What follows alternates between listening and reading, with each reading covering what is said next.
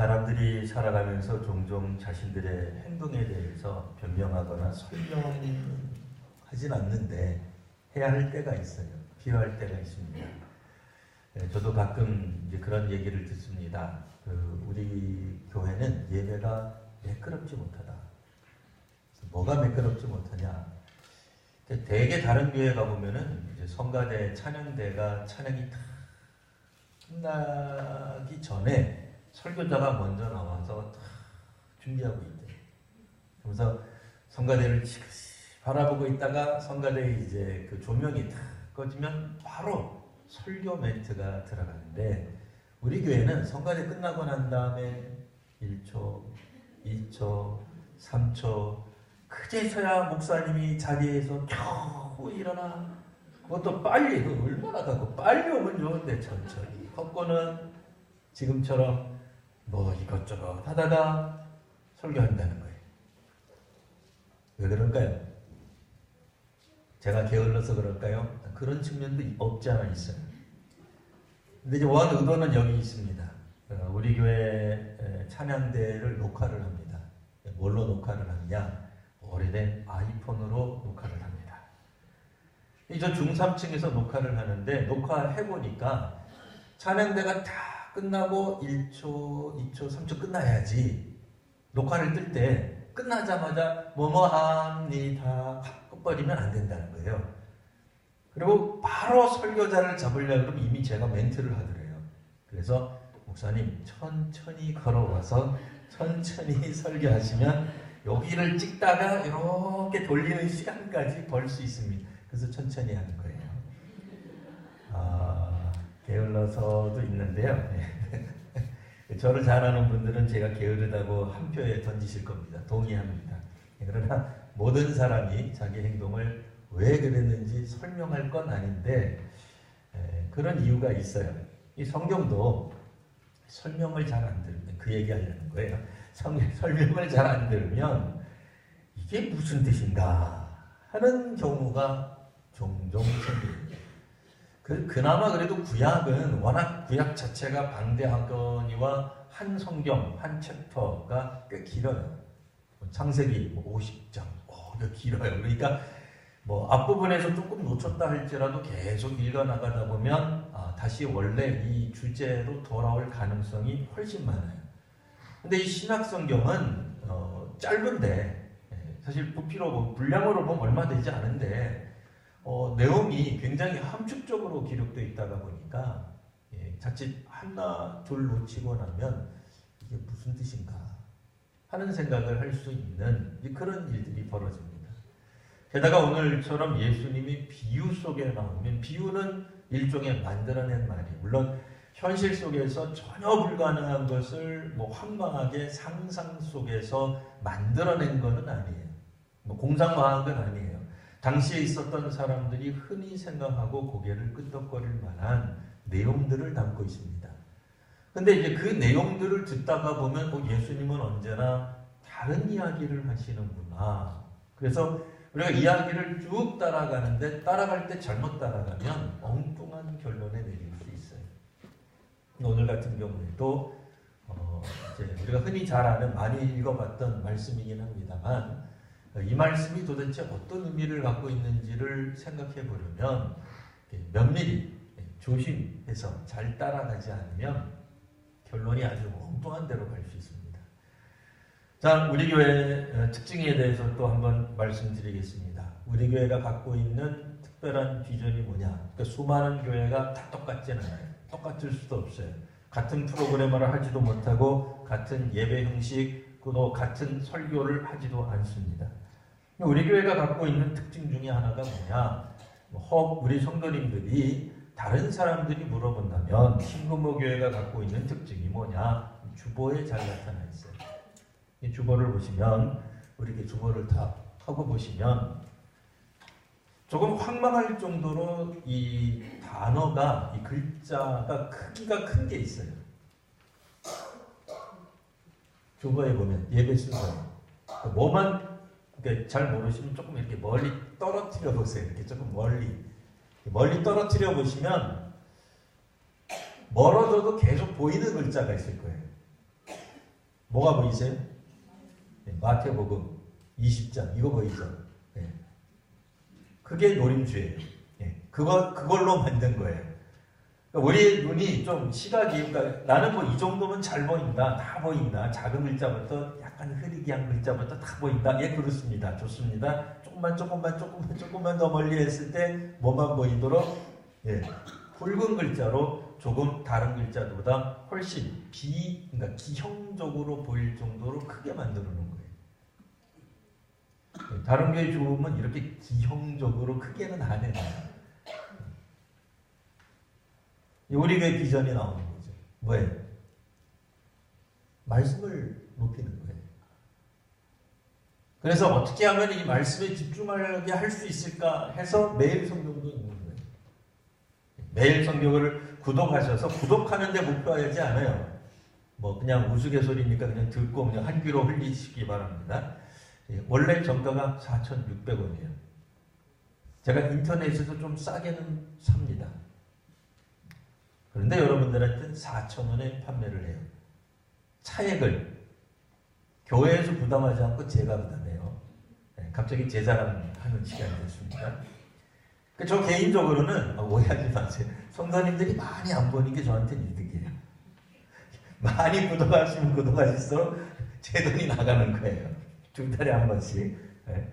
뭐 그래봤자 뭐 한 분 한다고 해서 뭐 몇백 원 차이예요. 뭐 몇만 원, 뭐 몇십만 원도 아니고 몇백 원 차이긴 합니다만, 그래도 이게 한두 분 구독할 때랑 한 30명, 40명, 100명 구독하면 저는 그만큼 손해 보는 거예요. 왜 이런 걸 하겠어요? 성경을 읽어야 되기 때문에 하는 거예요. 그럼 다른 교회는 성경 안 읽죠? 다른 교회도 읽죠. 왜 안 읽겠어요? 그러나 특별히 우리 교회는 성경 읽고 성경을 묵상하고 성경을 자기 자신에게 적용하고, 물론 이 말을 들으면 또 어떤 분들은 뭐 성경을 적용한다고 목사 당신부터 해 이렇게 말할 수 있어요. 그것도 또 동의해요. 제가 게으른 걸 동의한 것처럼 누구나 다 쉬운 일이 아니에요. 목사 아니라 누구라도 쉬운 건 아니에요. 쉽지 않기 때문에 그걸 하자는 거예요. 자, 그런 측면에서 우리가 잠깐 오늘 본문을 보다 더 잘 이해하기 위해서 계속 같은 주제를 가지고 이야기하니까 끝까지 가시면 됩니다. 이게 뭘, 오늘 본문을 우리가 잘 이해하기 위해서는 어쩔 수 없이 우리가 좀 복습을 좀 해야 됩니다. 이 마태복음 오늘 우리가 읽은 말씀은 20장입니다만 18장에 보면은 제자들이 예수님께 와가지고 천국에는 누가 큽니까? 이 질문부터 이게 이야기가 시작됩니다. 뭐 마태복음 1장부터 우리가 복습할 수는 없겠고요. 18장부터 보면 누가 큽니까? 예수께서 어린아이 하나를 데려다가 말씀을 하셨어요. 그리고는 이 작은 자, 소자 하나를 실족게 하는 일이 없을 수는 없으나 실족게 하는 그 사람에게는 화가 있을 것이다. 이런 말합니다. 혹자는 이렇게 들을 수 있습니다. 실족게 하는 그 사람에게는 화가 있구나. 옳거니 나한테 상처 준 사람들 너희들 다 죽었어. 구역장님 다 죽었어. 여전도 회장님 나보고 뭐라 그랬지. 내가 당신 때문에 실족했어. 어디 두고 보라니. 성경 보니까 뭐라고 나와있어요? 실족게 하는 그 사람에게는 화가 있다. 그 구절 붙잡았다 이거예요. 그렇게 해석하시면 안 됩니다. 안 된다고 분명히 말씀드렸습니다. 자, 그리고 나서 그 다음에 뭐가 나와요? 심지어는 자기에 관해서 얘기가 나와요. 남에게 그걸 적용할 게 아니라 자기에게 먼저 적용하라는 거예요. 자기가 갖고 있는 손이든 발이든 눈이 범죄하거든 버리라고 말씀합니다.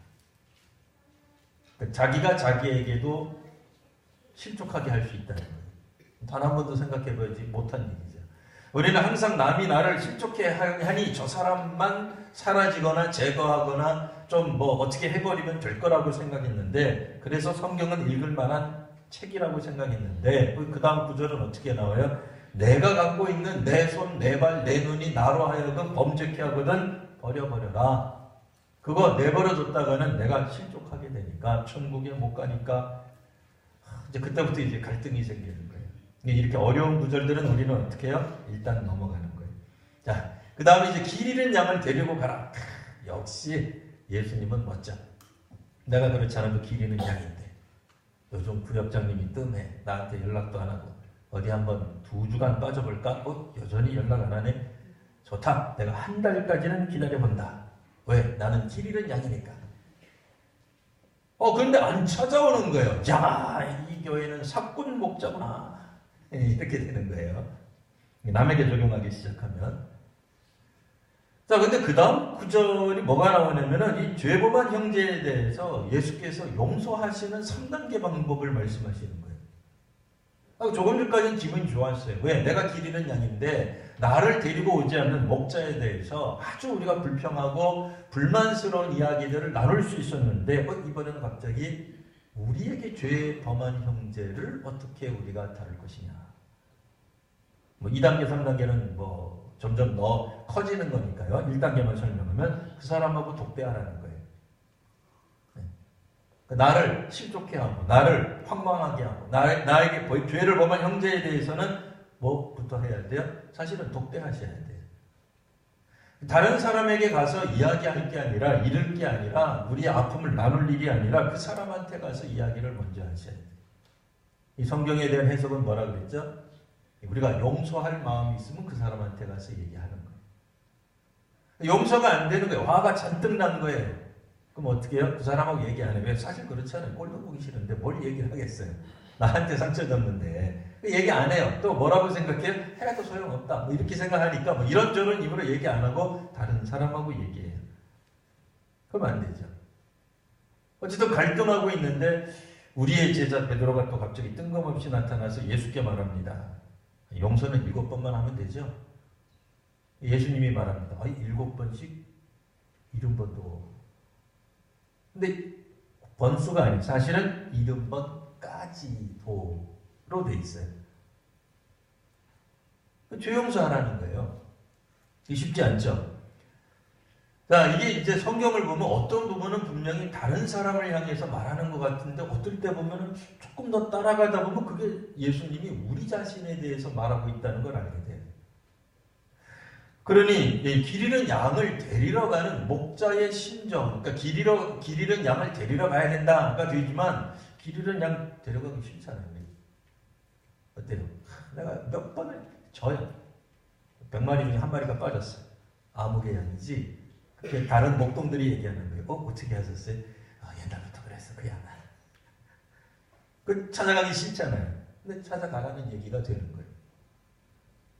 이게 본문을 누구에게 적용시키느냐에 따라서 사실은 무궁무진하게 우리가 볼 수 있는 것들이 참 많습니다. 여튼 이제 또다시 본문에 보면은 어린아이가 또 나타나요. 예수님에게 사람들이 안수도 받게 하고 기도도 받게 하려고 어린이를 데리고 오는데 사람들이 말을 하기를 어린이를 하찮은 존재를. 예수께서 만류하시죠. 이 어린아이 나한테 데리고 오는 걸 금하지 마라 말이에요. 천국은 이런 자일 것이다. 어린이가 도대체 누굴까? 이런 생각을 또 하게 돼요. 염두에 두셔야 돼요. 어린이를. 예수께서 데리고 오는 것에 대해 허용하셨던 어린이가 누굴까? 왜냐하면 오늘 본문에 나오는 마지막 11시에 입사한 사람이 어린이가 될 수 있어요.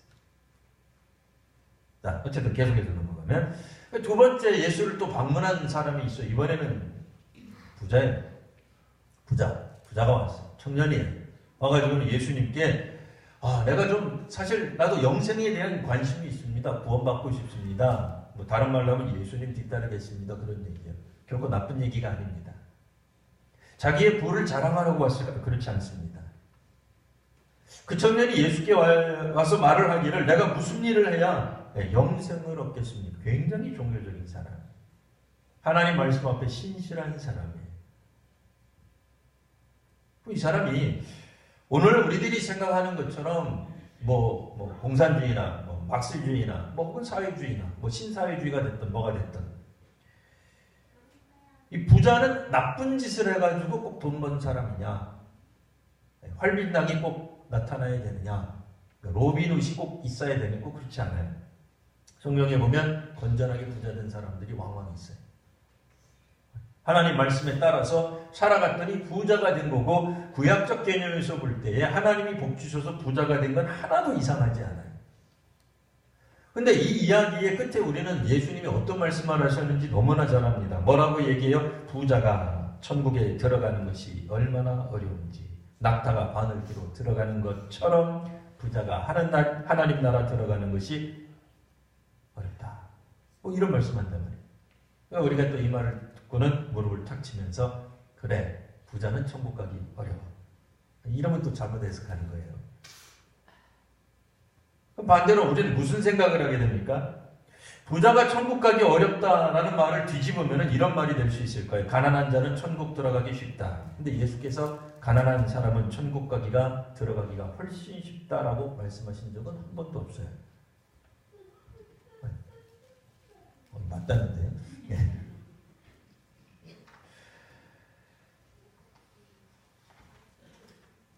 가난한 사람이라고 해서 천국에 간다. 부자는 천국 가기 어렵다. 그러니까 천국 입성의 기준이 빈부다. 이런 말은 없어요. 그런 말 들어보신 적 있으세요? 없습니다.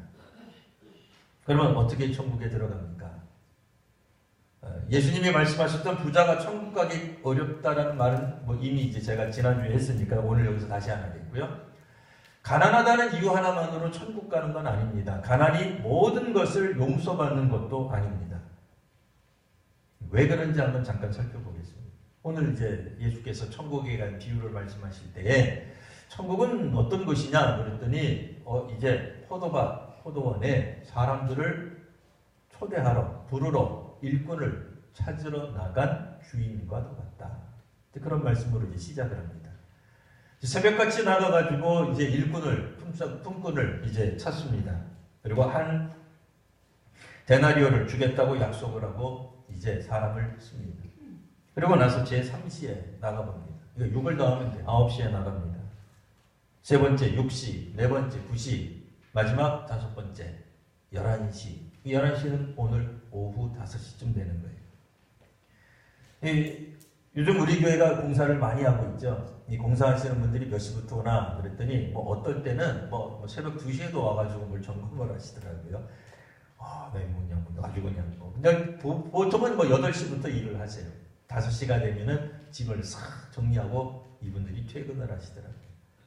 뭐 오늘날처럼 일하는 건 아니겠으나 고대 사회는 어떻게 일을 해요? 햇빛이 있을 때 일을 한 거예요.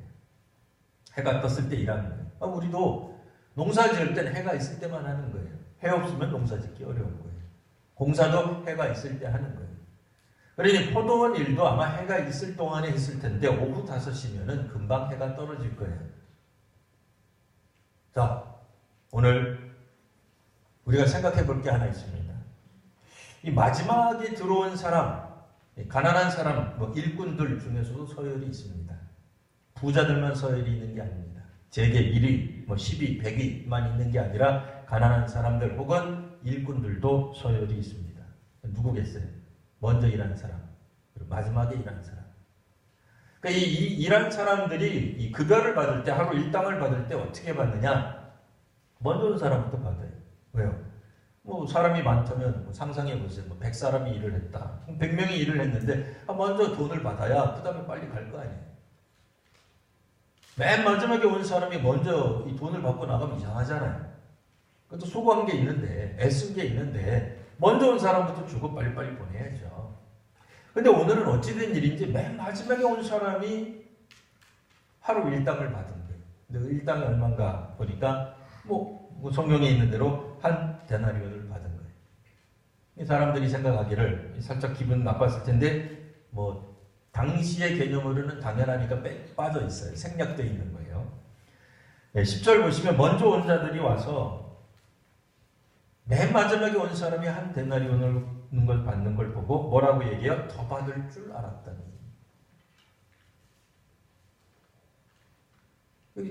어떻게 이게 그 급여가 나갔을까요? 아마 맨 마지막 11시에 오신 분, 그 다음에 9시에 오신 분, 6시, 3시, 맨 최초로 오신 분이 맨 마지막에 받았을 거예요.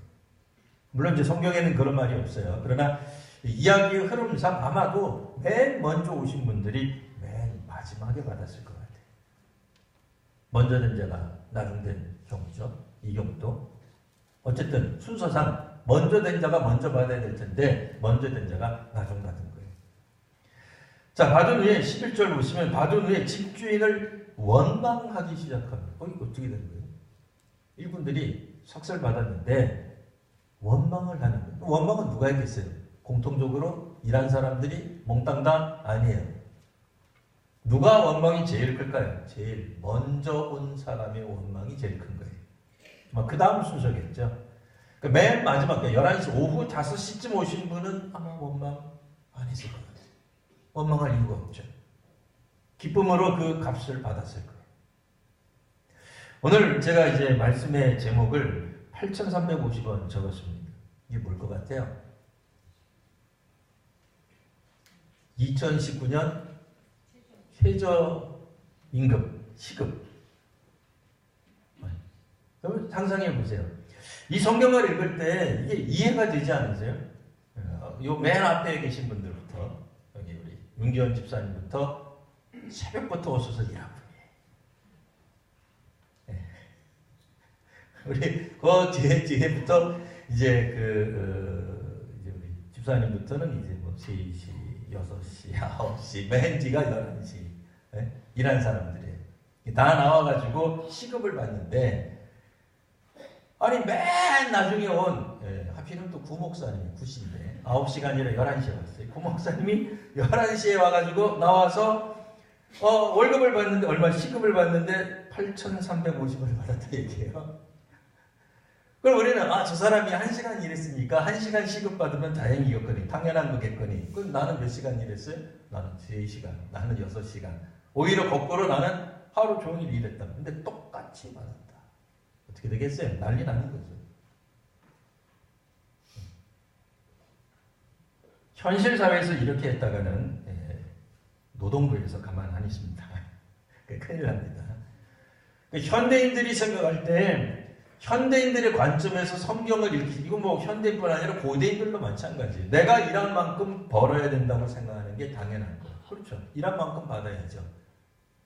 그게 공이죠. 그게 정의로운 거죠. 일을 하지도 않았는데, 아니 1시간밖에 일을 안 했는데 하루 품삯을 받는 게 어떻게 정의입니까? 예수 안 믿던 사람들이 오늘 교회에 와가지고 이 본문을 읽으면 교회는 이상한 곳이야. 불의가 판을 치는 것 같아. 게다가 더 황당한 것은 이 주인이 불평하는 몇몇 일꾼들을 향해서 이렇게 얘기를 합니다. 14절 보시면 나중에 온 이 사람에게 너와 똑같이 주는 것이 내 뜻이다. 더 황당한 건 15절이죠. 내 것 가지고 내 뜻대로 할 것 아니냐. 우리가 요즘 많이 화를 내는 게 뭡니까? 부자들이 자기 거 가지고 막 펑펑 쓰는 거예요. 부자들은 이런 자랑을 합니다. 우리는 식구들마다 차가 있을 정도가 아니라 우리 집에 일하는 가정부도 차가 있어. 이렇게 얘기하죠. 열받죠. 저들은 뭘 했길래 저렇게 부자가 됐을까? 자기 돈 갖고 자기가 쓰겠다는데 니들이 뭐냐 그러고 가만히 있어요? 이거는 적폐다. 이거는 내가 끌어내야 되는 거예요. 당황스러운 거죠.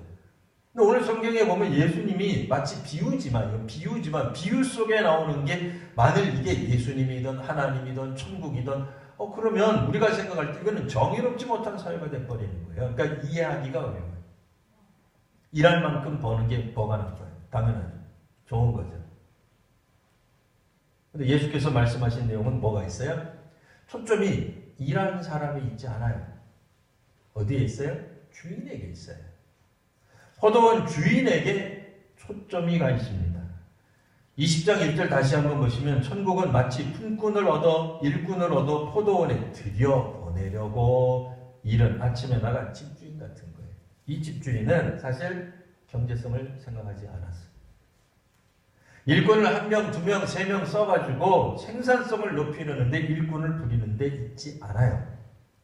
오늘 본문을 자세히 보시면 아침 일찍 물론 인력시장에 나아갔어요. 나아가가지고 보니까 똘똘한 사람들이 있네요. 일하겠다고 서 있는 사람이 있네요. 그 사람들 불러다가 일을 시켰어요. 몇 명인지 모르죠. 자, 그런데 3절에 보시면 제3시에 6을 더하면 9시에 오전 9시에 나가보니 장터에 중요한 것 밑줄 자 놀고 서 있는 사람들이 있더라. 포인트는 여기 있어요. 놀고 서 있는 사람. 이 사람들 보고도 들어와라. 내 포도원에서 일해라. 내가 너희들에게 상당하게 주리라. 사실은 3시에 들어가는 사람도 상당하게 받는 거예요. 과도하게 받는 거예요. 이게 사실 이게 은혜의 차원이죠. 자, 그 다음에 6시와 9시에도 그러고, 그 다음에 6절에 보시면 제 11시에 오후 5시에요. 그때도 서 있는 사람들이 있는 거예요. 서 있는 게 뭐예요? 일을 못하는. 일 못하는 이 사람들은 어떤 사람들이? 가난한 사람들이. 쉽게 말해서 하루 벌어서 하루의 가족의 생계를 책임지는 사람들이다 라는 말입니다. 근데 결코 이들이 부자는 아니에요. 중산층이라고 보기도 어려워요. 하루 인력시장, 새벽시장에 나가서 부름 받으면, 찍히면, 선택되면 그날 하루치 품삯을 벌어서 식구들하고 먹고 살 수 있는 사람들이에요. 근데 이 11시 오후 5시에도 서 있는 거예요. 왜 서 있겠어요? 일거리가 있어야 되는 거예요. 그래야 먹을 양식을 구할 수 있으니까. 근데 우리가 현대적 관점에서 보면 이 사람들은 사실은 포기해도 진작에 포기해야 될 사람들이에요. 5시에 누가 이 사람들을 데려다 쓰겠어요? 여러분, 우리가 갑자기 새벽 시장에 나가는 모든 일꾼이라고 생각해 보십시오. 또 한편으로는 우리 마음 가운데 사람을 뽑는 무슨 조장쯤 된다고 생각을 해보죠. 그 전날 호금을 해가지고 눈이 휑한 사람, 그런 사람 뽑겠어요? 안 뽑죠. 걷는데 이리 와서요. 한번 당신 뭐 한번 나와서 일해 보실래요? 접니다. 근데 나오는데 뭐 다리를 절뚝거리네. 뽑을까요? 안 뽑을까요? 안 뽑죠. 저요 그러는데 오른팔에 기부스를 하고 왔네. 안 뽑죠. 저처럼 안경을 꼈는데 안경 도수가 굉장히 높네. 안 뽑죠. 말을 해보니까 뭐 말도 안 통해. 뭐 외국인인 것 같아. 안 뽑죠. 게다가 머리가 노인이야. 안 뽑죠. 왜 뽑겠어요? 근데 이 사람들이 여전히 계속해서 장터에 나와 있는 거예요. 우리 말로 하면 인력시장에 계속 나와서 일거리를 찾는 거예요. 왜 찾아요? 하루 벌어서 하루 먹고 살아야 되니까요. 근데 서주는 사람이 없다는 거예요.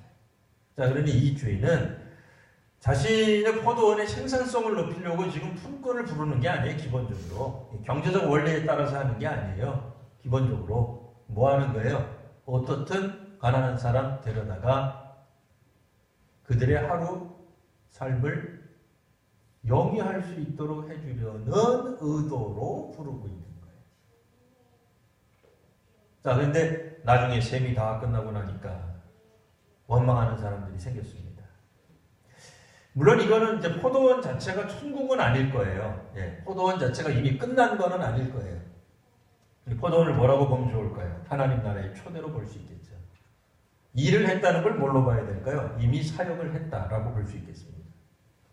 구약 성경에 대표적으로 나타나 있는 사람들 민족을 굳이 대라 그러면 이스라엘이라고 말할 수 있겠습니다. 이스라엘은 구약 시대 때부터 하나님의 특별한 택함을 받아서 소위 말하는 선민이 되었어요. 하나님이 택하신 백성이 되어서 그들은 하나님을 일찍부터 알았고 율법을 따랐던 사람들. 먼저 된 자죠. 먼저 봉사한 사람이죠.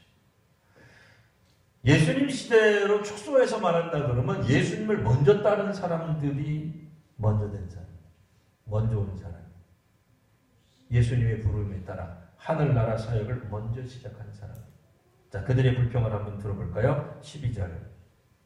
나중은 이 사람들은 1시간밖에 일하지 아니하였거늘. 그 다음 주 중요한 거죠. 우리는 종일 수고하고 더위를 견뎠습니다. 이 말을 한 거예요. 여러분 어떠세요? 한국교회가 어떻게 성장했습니까? 순교자들의 피로 성장했죠. 우리 선배들의 헌신으로 말미암아 이 땅의 교회가 세워졌죠. 근데 만일 누군가가 우리 집은 순교자 집안인데, 우리 집은 선배쯤 있는 집안인데 를 강조하게 되면 그 틀린 말은 아니에요. 맞는 말이에요. 그분들의 수고 때문에 지금까지 한국교회가 성장한 게 맞아요. 그분들의 눈물과 피와 땀이 없었더라면 여기까지 오지도 못했을 거예요. 먼저 일한 사람들 때문에 포도원이 풍성해진 게 맞을 거예요. 결실이 좋아졌을 거예요. 포도들이 잘 자라게 되고 또 열매도 많이 맺을 게 맞습니다. 근데 문제는 그들이 한 일 때문에 불평할 수도 있구나를 아셔야 돼요. 하나님의 일을 하지 않은 사람들이 하나님에 대하여 불평하는 경우도 있겠죠. 근데 오늘 본문에서는 그런 얘기가 아니라 주의 일을 한 사람 중에, 그것도 열심으로 일한 사람, 아침서부터 새벽부터 더위를 견뎌가며 하루 종일 수고한 사람들이 어찌된 일인지 불평하는 사람, 나중되는 사람이 될 수도 있다 라는 걸 얘기해 주고 있어요.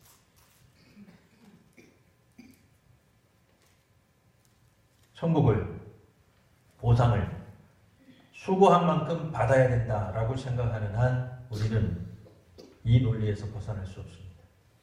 왜냐하면 이게 세상적으로는 맞는 이치이기 때문에 그렇습니다.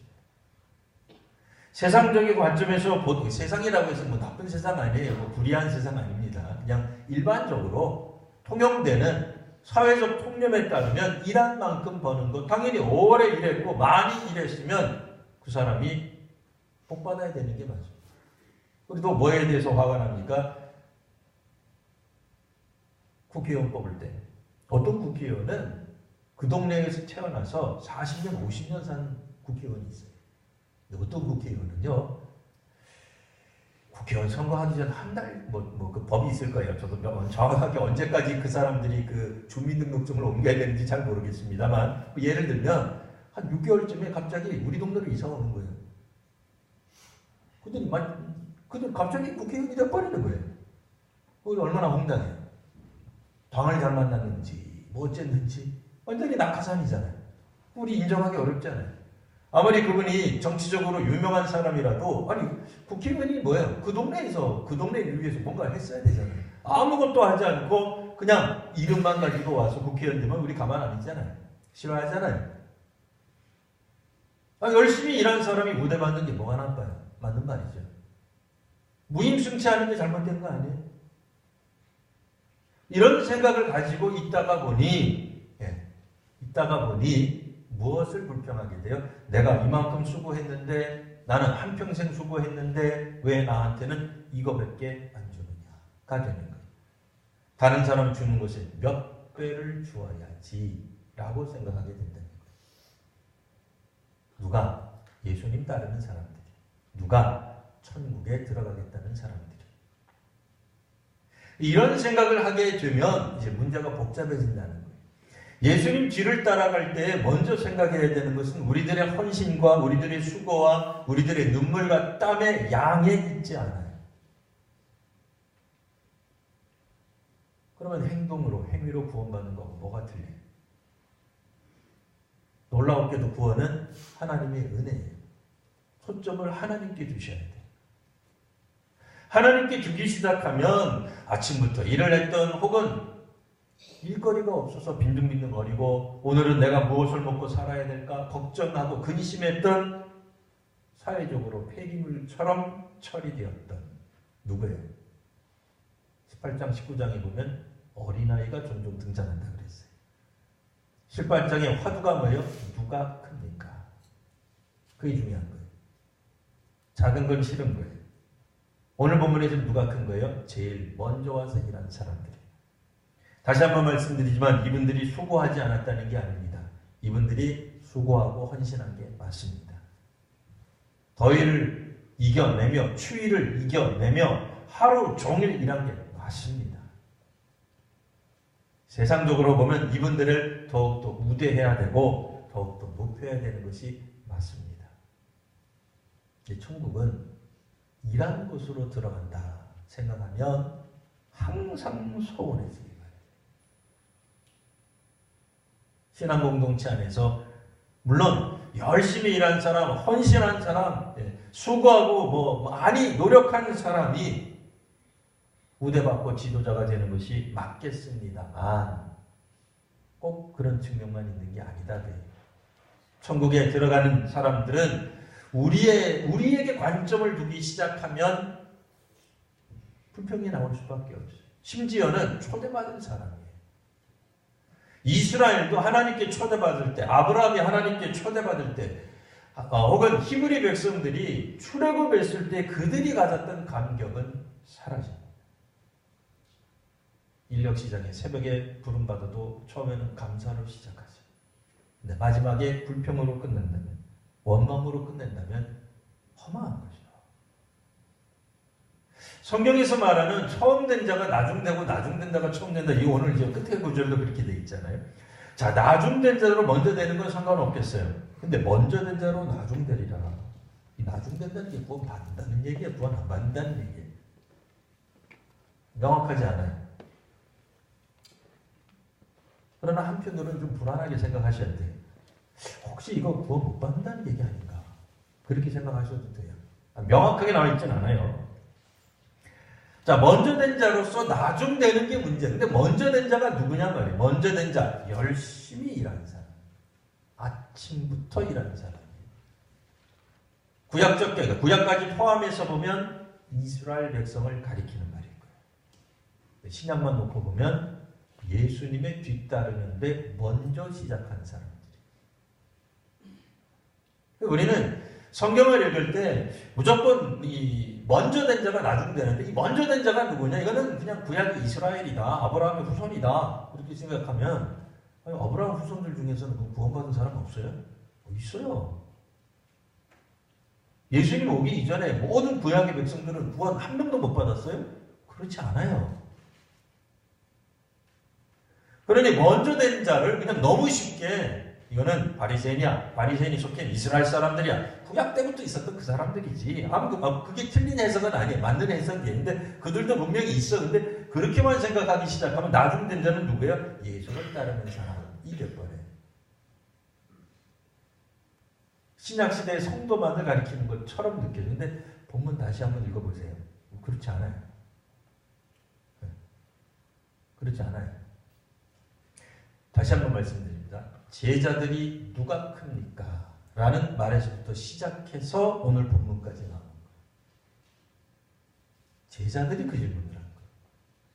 어린아이를 사람들이 안수하고 기도해 주는 것을 바라고 데리고 오자 제자들이 막아요. 왜요? 당시에 보잘것없는 사람들이. 오늘 누구? 11시에 온 사람. 보잘것없는 사람. 일꾼들이 생각할 때도 저거는 하급이에요. 네. 새벽 시장에서 일 맡을 수 없는 사람들이에요. 근데 그 사람이 한 데나리온 받았어. 그럼 나는 더 받겠지. 라고 자연스럽게 생각할 수밖에 없는 거예요. 그 사람들이 먼저 된다. 숨겨져 있어요. 먼저 된 자가 나중되는 숨겨진 비밀, 원망에 있습니다. 원망. 나는 이만큼 일했는데 왜 나는 이것밖에 안 줍니까? 그래서 성경에 아예 대놓고 예수님이 이런 말씀을 하세요. 내 것을 가지고 내 뜻대로 할 것이 아니냐. 내가 선함으로 내가 악하게 보느냐.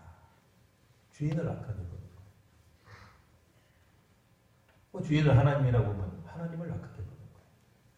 주인을 천국이라고 본다 그러면 이 천국에 관한 이야기를 악하게 보는 거예요. 주인을 천국을 악하게 보는 한 천국에 못 들어가는 거겠죠. 네, 물론 이제 오늘 본문에는 단정적으로 천국 못 간다 이렇게는 안 써져 있습니다.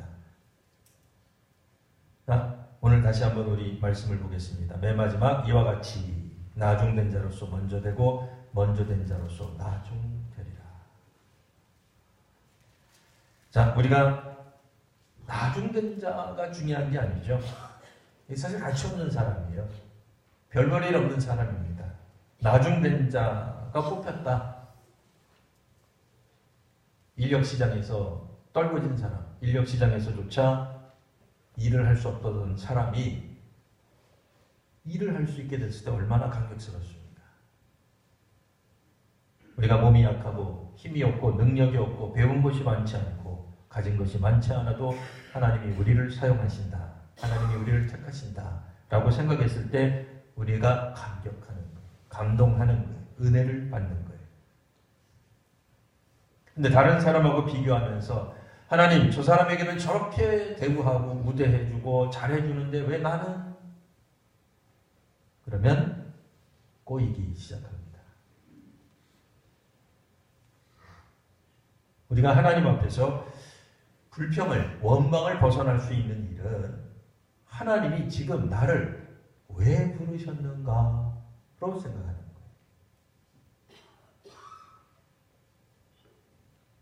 그래서 학자들이 이렇게 얘기를 하죠. 우리가 분명히 하나님께 영광을 돌려야 됩니다. 근데 믿음의 사람들이 드리는 영광이 하나님이 부족해서 우리의 영광을 받으실까요? 하나님이 뭐 부족한 게 많으셔서 뭐 성전을 건축해야 되고 뭐 이 땅에 뭐 이스라엘 민족을 세워야 되고 뭐 성벽도 건축해야 되는데, 아니 하나님이 말씀을 얼마든지 세우실 수 있잖아요. 아니, 천지를 만드신 주님이 성전도 지을 수 있고 성벽도 세울 수 있고 이스라엘도 만들 수 있고 율법을 지키라고 다 할 수 있잖아요. 바다도 가르시는데 하늘에서 만나와 메추라기도 주시는데 그깟 왜 가나안 땅에서 굳이 농사 지으라 그러시겠어요? 다 불필요하잖아요. 궁극적인 하나님으로 생각한다면. 근데 그 하나님이 우리에게 초대하신다는 거예요. 하나님의 사람이 되고 하나님과 교제하기를 원하고 하나님과 대화하기를 원하시는 그것이 구원. 그 하나님을 우리가 믿고 따라가는 거예요. 상대적으로 우리는 가치 없음을 아는 거예요.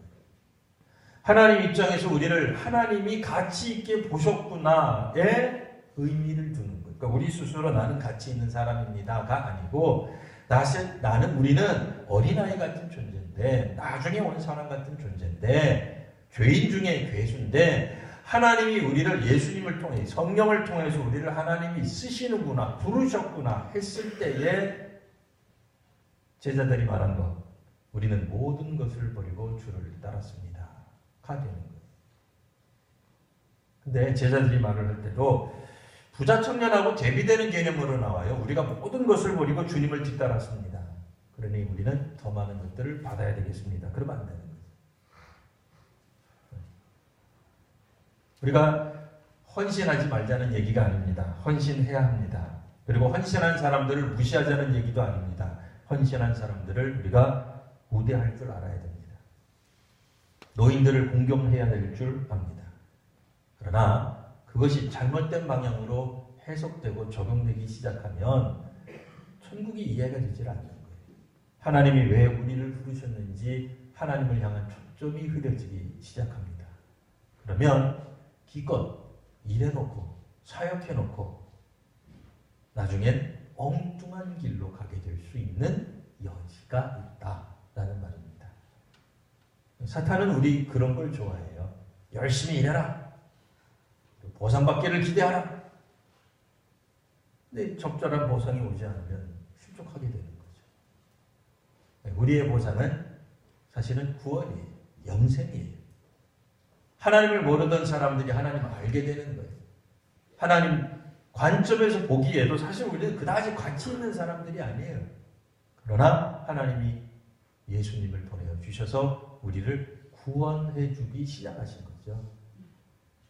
그러니까 교회가 비전을 상실하게 되면 세상적 관점에서의 비전을 제시하고 그 비전을 성취함으로써 교회가 된다라고 생각하면 영원히 안 돼요. 말씀에 순종하는 것은 우리의 목표요 비전이지만 말씀에 순종하는 것을 이룰 수 있는 사람, 내 50, 60평생에 단 한 번도 하나님 말씀에서 벗어난 적이 없다. 그거 불가능해요. 그렇게 될 수가 없어요. 그럼에도 우리는 그것을 비전으로 놓고 가는 거예요. 말씀의 사람이 되시고 하나님이 우리에게 하시는 말씀을 귀 기울여 들으시고 또 순종하게 되는 우리 모든 귀한 성도님들 되시기를 바랍니다. 기도하겠습니다.